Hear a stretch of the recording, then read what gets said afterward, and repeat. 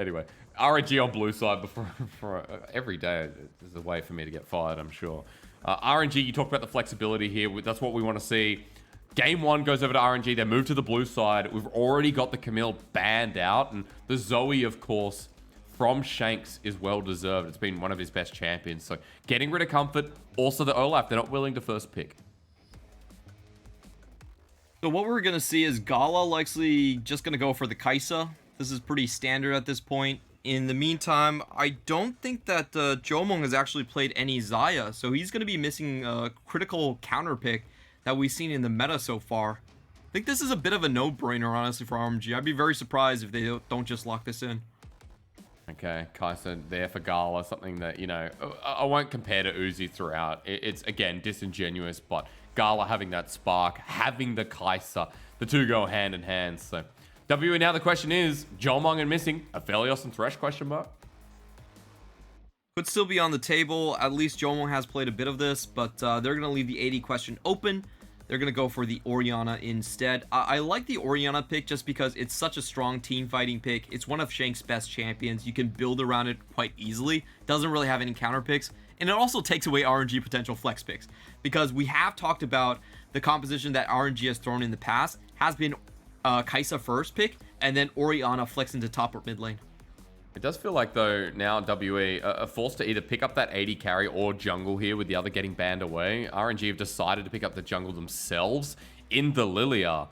And maybe a pick that goes comfortably into the mid lane set up by Shanks. We're not really seeing the flex hovered yet, but, you know, again, mid laners that can be played top. There's Victor for RNG. And this is an interesting one. It is considered a little bit of a counter pick to Orianna. You do outrange her and outwave clear her in the early game. So this will give them a little bit of priority. And right now, W are forming up to be a very strong front to back team. I do expect just two frontliners coming out from their last two picks, as they have scaling and they have hyper carry on their team already. Well, you're getting rid of a part of that if you're RNG. There goes Breeze's gangplank. I talked about him being Jack Sparrow, 37 KDA, 3-0 on the pick. Something that cannot be given over if the right circumstances hit. And having a strong bottom lane with Aphelios and Thresh definitely hits hard. So I like this ban from RNG. Clement, WE deciding they don't want to give Ming too much engage. Alistar's going to follow suit. And what we have seen from Ming is just the Gragas pick. If he doesn't get the Gragas, he probably has to pick something else this time around.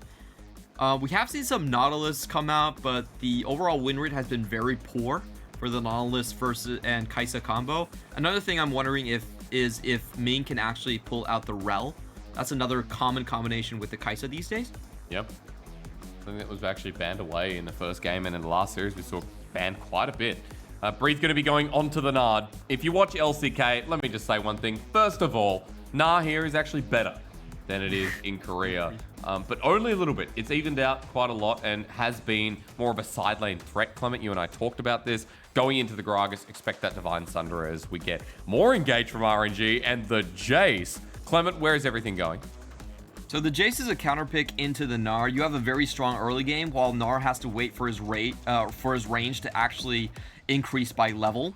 So what we're seeing is RNG looking to play through their top side. They have a good damage spread there. In the meantime, WE going for the last pick, Udyr. Now this is really interesting. We have seen a lot of Turbo Chem Tank into Force of Nature, and you just there's nothing that WAP can do against you.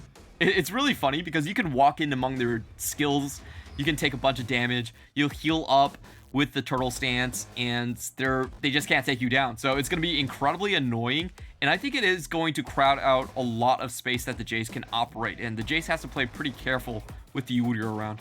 Yeah, he does, and I think the only thing stopping him is Lilia, right? At level 6, the Lilting Lullaby, the ability to get the Wombo in fights where Udyr operates at a very different functionality.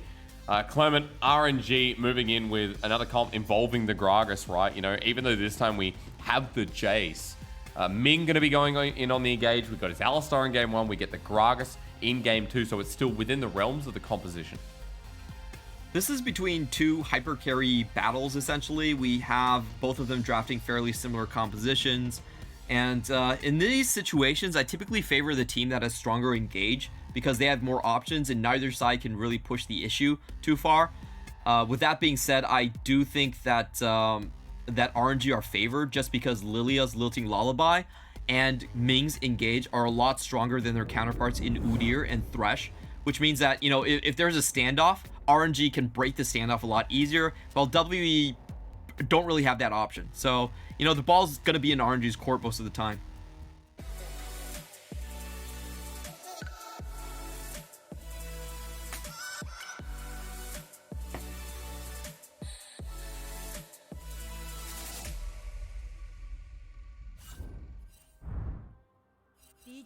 It's our highlight matchup as we move into the championship weekend. RNG versus WE. We already talked about IG FPX tomorrow, and then JDG versus Top Esports.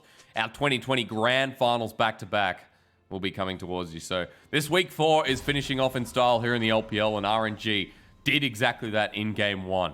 Looking to clean this series up as, you know, we do talk a little bit about the compositions running into this, Clement. I want to remind you that RNG's comp really good at controlling space as well. Like, around these objectives, I'm super curious at how RNG set up or if they even need it. Neither of these teams have the strongest engage options, but I do like RNG's a little bit better. I think they're going to be the ones that are going to be starting most of these team fights, while W have to be the ones on position first. So W have to use lane priority that they do have a little bit of in the bottom lane, and I think they should be favored in the mid jungle just because of that Udyr pick as well. So they should use that bot lane priority, get on the Drake first, and then force RNG into risky engages. I think that's how it's going to turn out. But in the meantime, we get to see Xiaohu bully Breathe? Question mark?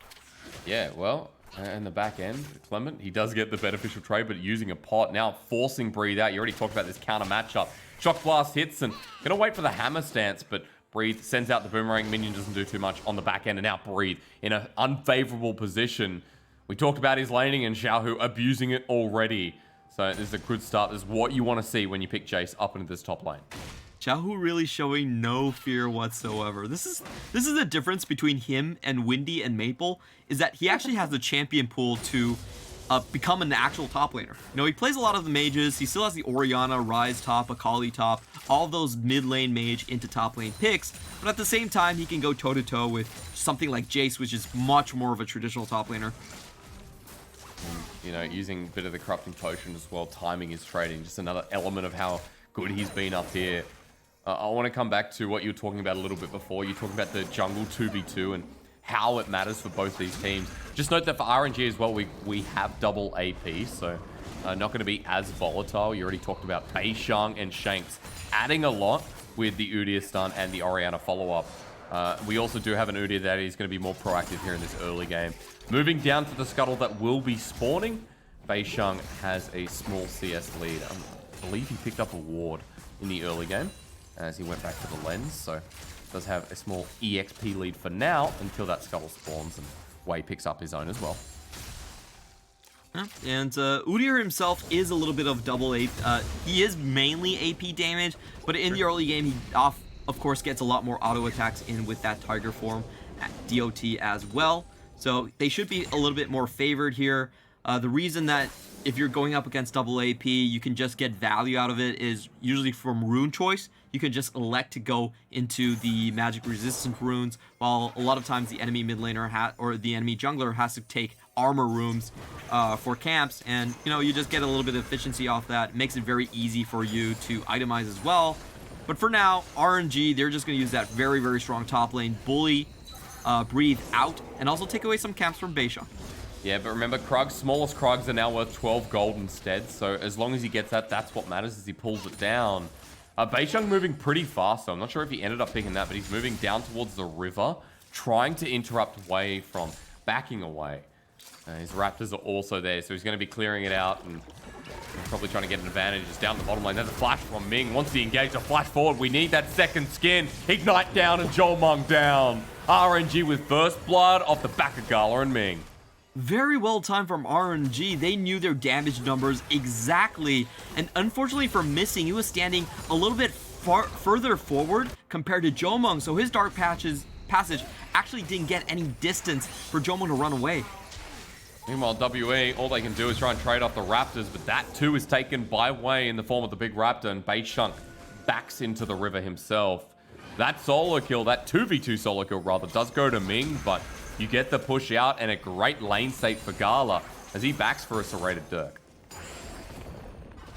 It's just the fact that Gragas can put so many plasma stacks onto you with the stun, and even at level 6, we have seen this combo from Mark where he can get 2 plasma stacks just with his high damage QR combo. Let's watch this again. Ming flashes over, missing to ensure the stun. Very well done here. Even through the ignite, they're able to, even through the exhaust, they're able to tick down Jiumeng, and with the heal, Ming gets out free as well. Super clean. None of Thresh's abilities were able to stop any of Gala's damage there. NCS up in the bottom lane after the fact. The reset timing will enable WE to move to this dragon though. Beishang here to get this first dragon. It is a nice touch, Clement, but they're still down about 1,000 gold, if I could count properly, at 6 minutes into the game. So RNG's early game definitely off to a flying start. And we'll see as we get towards the Herald timing what happens with these two junglers, because we've already got the Udyr setting up to roll into the top side. We do have priority in mixed lanes for RNG, and that Herald could really explode one of the solo laners too. This is pretty cute coming in from Wei. He actually leeches EXP to hit level 6 on the top side. Sure. And Breathe probably senses there could be a potential 3-man here. He's going to have to walk away from his tower. He can't come in here. Got the ward over the top, so as Wei rolls over, Shanks trying to get enough mana to get the shockwave down. Xiaohu and Wei walking into range, but Beishang's here. He's about to go to Mega Gnar as well. The Lilting Lullaby used very early, forces the flash. Xiaohu shock blast, but Shanks is here. Shockwave flashed away from by Xiaohu with good timing, and WE stopped the play after burning some summoners themselves. I was pretty impressed that RNG were able to slink away in a 2v3 situation. They were playing behind the enemy tower, and I thought Cryin was going to follow up with that play just to make sure that Shanks couldn't actually get the top lane. Shanks not only, Cryin not only gets the recall advantage here, his top laners actually still get out. So, you know, even though that looked pretty dicey and there was a trade for summoners, pretty well done at the end. Their sentence doesn't hit in the bottom lane. Xiaohu backs away, and note as well with the push that came through, he was able to get some turret plating. So Xiaohu's still in a gold lead up in this top side. He'll come back to the wave before it crashes all the way into his turret.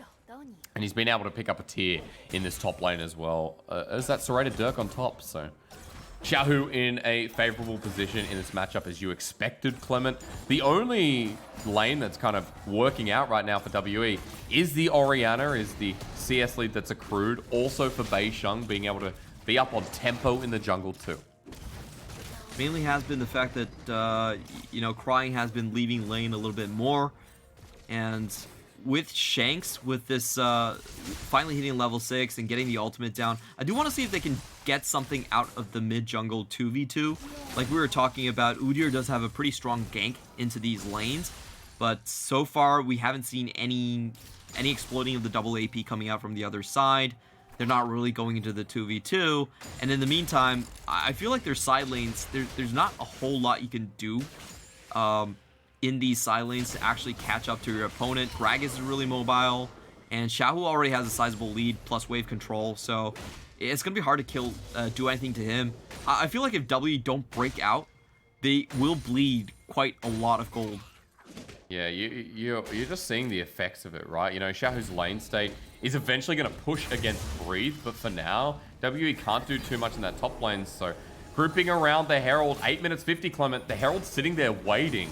I think we're going to see a bit of bloodshed as WE are putting priority on it. They've got the Scuttle Crab, but Wei, Cryin, and Xiaohu are going to begin this one up. The key things we have to watch for is the Mega Gnar bar coming in from the top side. If Breathe is going to be able to join this one at all, but in goes What is it with the Gragas on RNG? Shanks flashing away just in time will negate the play. Missy gets stunned up as he sniped down. Gala not going to use a killer instinct yet, but the Swell Seed rolling. Missy dodges. The Lilting Lullaby still available. Cryin has the Chaos Storm at the ready, using it to zone away as Ming body slams in once again, but the Herald has been taken. The Lilting Lullaby, now it comes down, the Shock Blast, flashed away from a little bit too late. Gala into the back line. He's exposed though. WE have him, they knock him into a wall and he goes down. Gala dropping to the floor, and WE with low health bars. Do they want to continue with Shanks forward into the march? The Shockwave takes down the Jayce as well. WE's health bars might not matter as Ninja Gaiden is in the front line. Wei spins to win, but doesn't win until Shanks DOTs to his death. It's 2-4-2 with the cost of the Rift Herald on top. That would have been a disaster if not for Wei going in and getting that 4-man Q on all the members of WE that were remaining right there.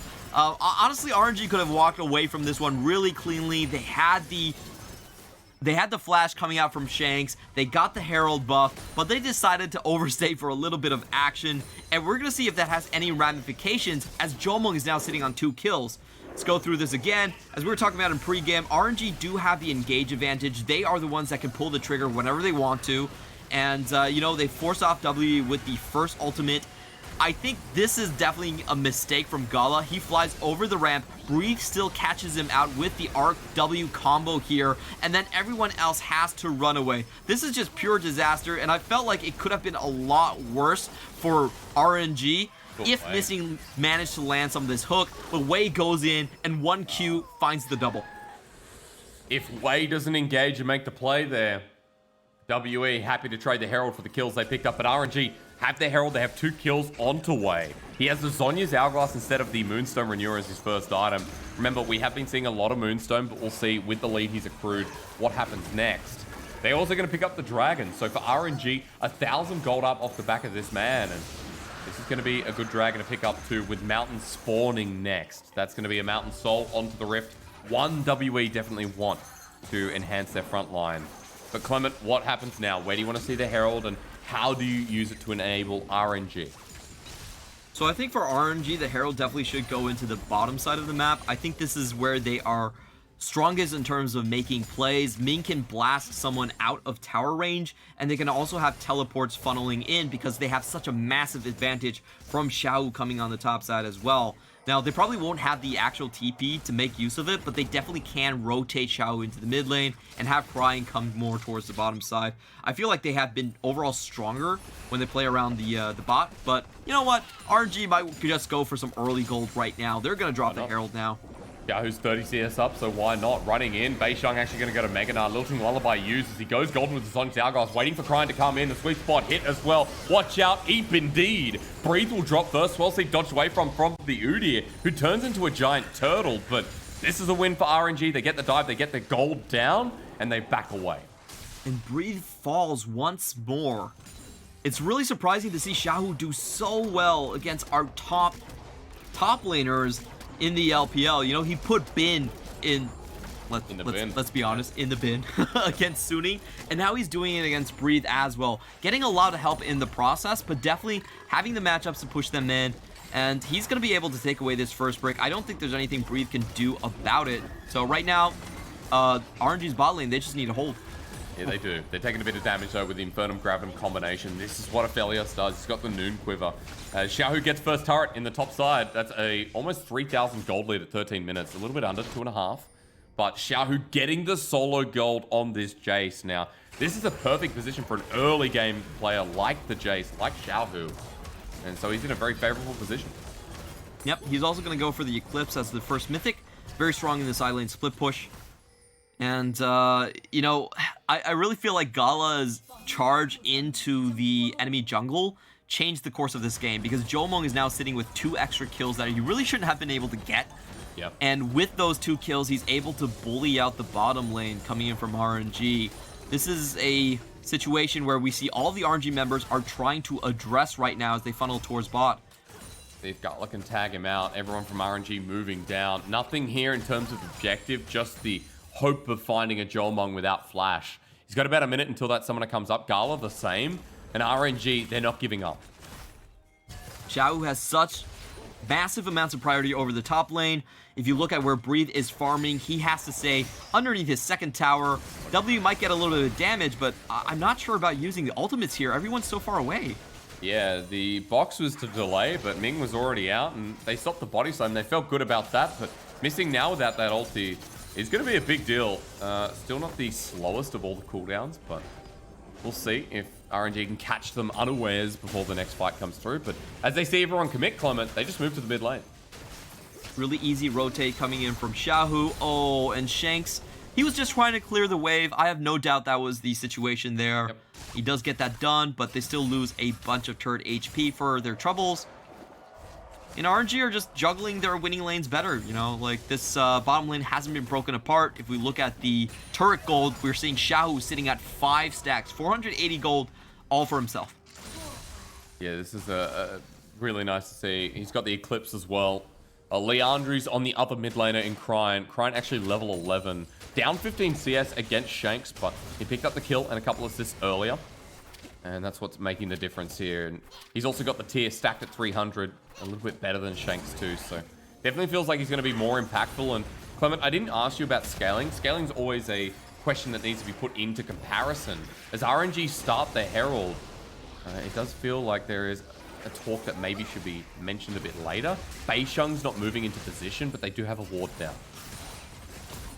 Yeah, and W are finding it pretty difficult to actually walk into this river, especially this Death Pixel Brush here. Ming has that entirely covered. So despite dropping 3 pinks, W don't find any purchase near the Herald. And we are going to see the mid lane terror just go down here. There's no reason for RNG to back out of this one. Missing good dodge away. Shock Blast as well, but that almost hit pretty hard. This will get a full charge. Turret will go down indefinitely. Does RNG pick up 100 gold spread nicely throughout? Or rather, probably a little bit less than that. W managed to kill the Herald, and it's right before Dragon spawns, 5 seconds until the mountain is. That Shock Blast that keeps poking them down so that RNG can get a free objective. This is the key moment for WE. They have to make a stand or lose their entire map. It's already in the position when RNG can start to snowball things and just group together in siege with the priority they have from Xiaohu. So W have to find the pick at this point. I'm looking at the ultimate from Shanks and Breathe, if they can line that up together.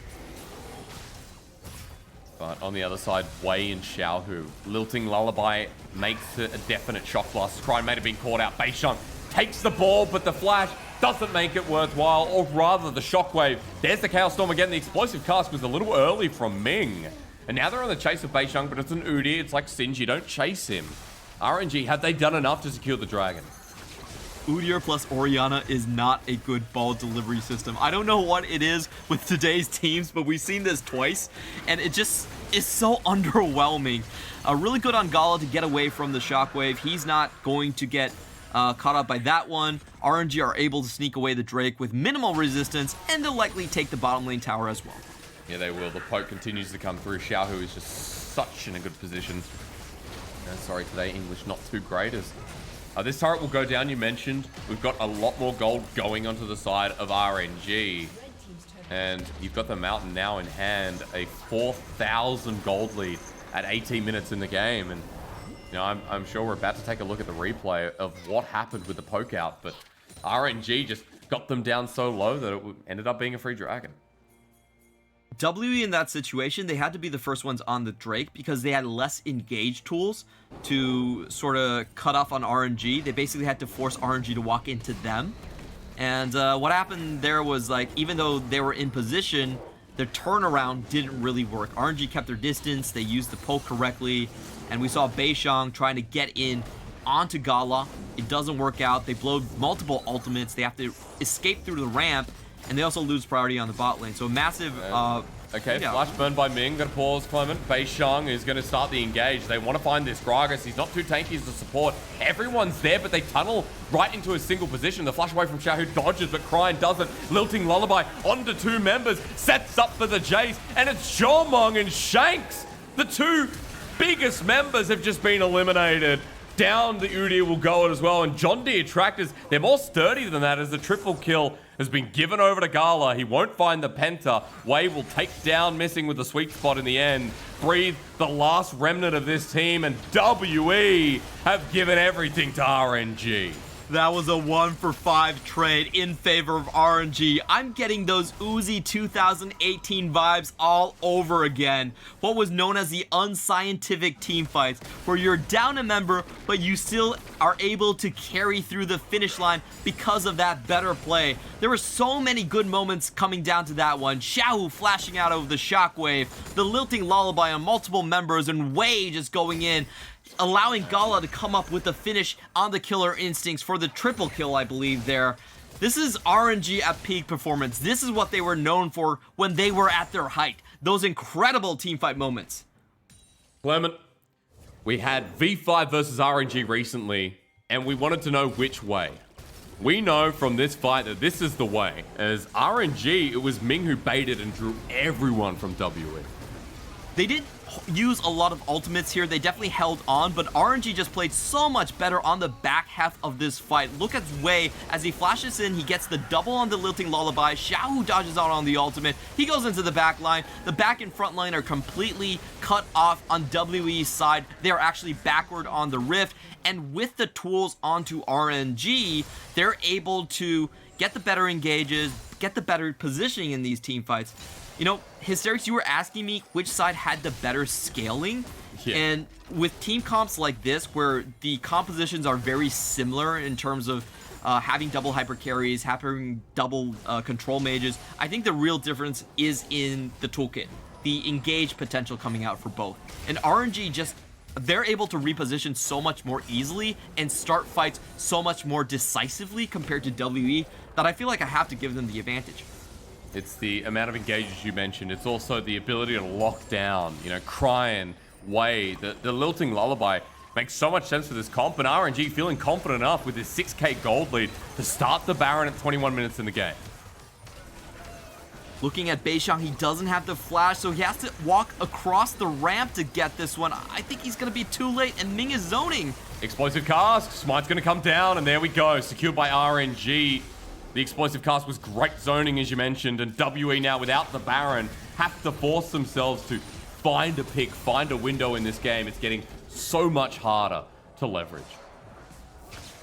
And RNG definitely know how to play against defensive compositions like WE themselves drafted.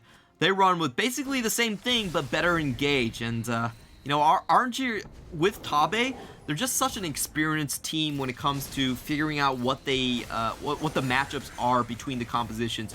I don't feel like I've seen RNG actually feel behind in the draft at all through this split. You know, they've always recognized conditions and drafted around them. They had the flex picks to counter in all different positions. Especially this Gragas is, you know, I never like it when you give RNG Gragas. They're way too good on this champion. They've been good on this champion for multiple years, and just too many members on the squad play around it. Yeah, it's been like a great LPL pick that's always been relevant to support of RNG to at least one player within this team. You talk about a team fighting team of the past. RNG have been able to utilize it best as WE actually started the Dragon, but look mid. Look at what's happening with the Baron buff. You're giving up so much to take this Dragon away, and RNG are going to delay them. All 5 members are here with only Shanks being able to back away from Vision. Swellseed's going to connect onto Missing, and RNG don't mind taking the fight. They've got the support into a nap time. He gets exploded as they turn it into the wall. Jiumeng's flying in on top of Cryin. RNG have blown the base wide apart with the inhibitor going down, and Wei still committing. Ming over the wall, wants a body slam, hits some blind into Beishang, setting for the barrel roll to slow them down. Wei re-engaging, spinning to win with phase rush, re-engage, Gala flies in. It's the shock blast of heavens, as Xiaohu will also find his mark. That's it for RNG. They'll get mid inhib and they'll teleport into the base. That was such a goddamn smart play from RNG. They play with the fork, 2-man into the mid, and 3-man there against WE because they know WE don't have any engage. The Udyr can't catch up with anyone. Missing has to flash the chance for a hook, and it all goes sideways. Teleporting in, can he get out? Oh, it's one auto away. Shanks will manage to survive, and you saw Xiaohu thought, well, Missing's alive. I'm not going to do anything. Kind of sad to see, but he'll rotate to the top side and with the rest of this Baron, get yet another turret up the next wave channels in, or at least put some damage down. But RNG turning a fight after they push for mid. This is all but over, it feels like, unless WE can find something here. Exhaust put down the play there, and Xiaohu knows he's dead. So kill going to be given over with a 45-second death timer of the top laner. At least they finally get something back. That must have been so frustrating for WE to watch. RNG goes in on you again and again, and you just don't have the crowd control to lock anyone down. Like, Ming is coming at you over the wall without the Zhonya's. He's perfectly willing to do that. That was not a good body slam. Explosive cast into Ming. They actually tag with the Void Seeker as well. Missing getting hit down by the Chaos Storm. A couple of more ticks thanks to the Locket. He might survive. As the tick over from the ultimate loses movement speed, and RNG looking for that other pick that'll set them up for the push in. And they're willing to do this 4v5, which is the astounding part on the map right now. Xiaohu goes down, doesn't even matter. the rest of the members are far enough ahead with that 9k gold advantage that they're willing to play very, very loose at this point. What else can you do if you're WE? You know, Clement, you already talked about scaling. I know a lot of people will be confused about, like, oh, we have a Felios, we have an Orianna, and the Gnar Wombo. But you already talked about the interaction that RNG have and how hard it is for WE to actually get on this comp too.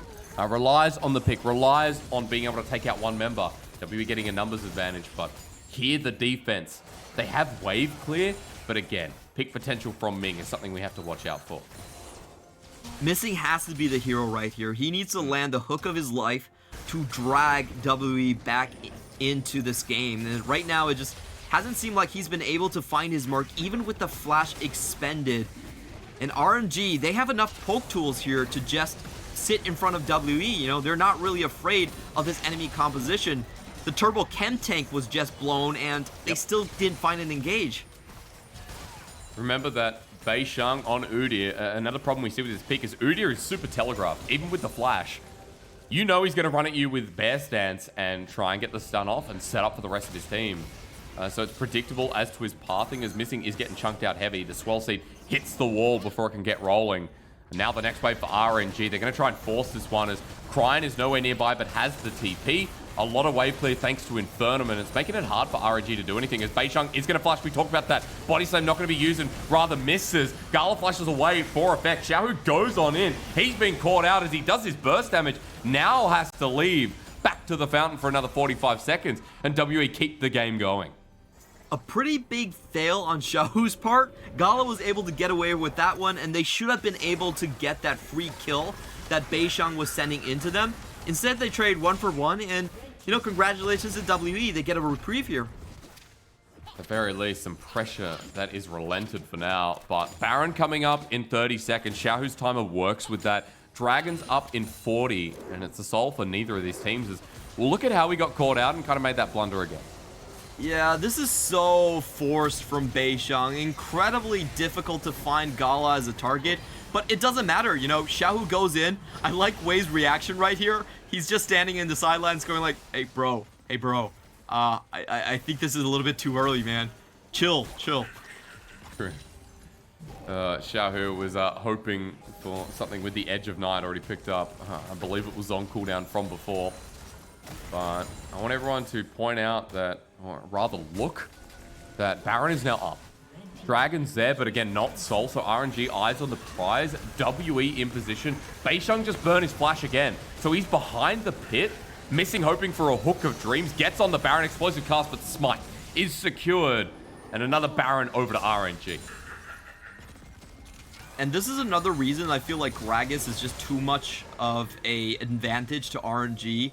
The way RNG likes to draft and how they drafted back in 2018 is that they had a number of champions they were very, very familiar with and they could flex pick with. And they just picked them over and over again to the point that everyone on the team knew how to use those tools and had those calculations in their head about how the explosive cast was going to play out.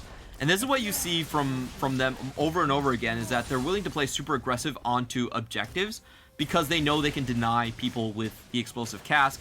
And to be honest, they do the same thing with Rise as well. We saw a lot of times with RNG on Rise, they just pushed as a 5-man super deep into one lane and then instantly teleported back with the Realm Warp, 5-man the Baron.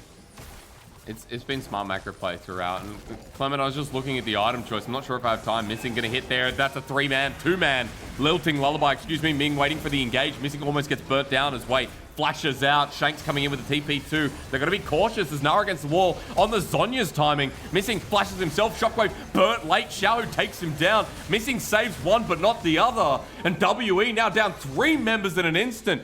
WE are gonna get pushed in hard and RNG are gonna try and end the game. This just looks like child play for RNG. They're just outmatching WE. It's really fun to watch all these skirmishes and these team fights as RNG consistently dances around WE members. WE just don't have the lockdown to kill anyone. They're starting this team fight without their AD carry. They don't find a single target that they can take even below half HP. And RNG walk away the series to remain undefeated in the LPL. 5-0 for RNG, 5-1 for WE now. A lot of people thought that WE, you know, were the better team coming into this, that WE are meant to be a top 3 team. And, you know, I thought so too, Clement. RNG are a team right now on fire. Ming, big smile on his face as a top laner. He's working out.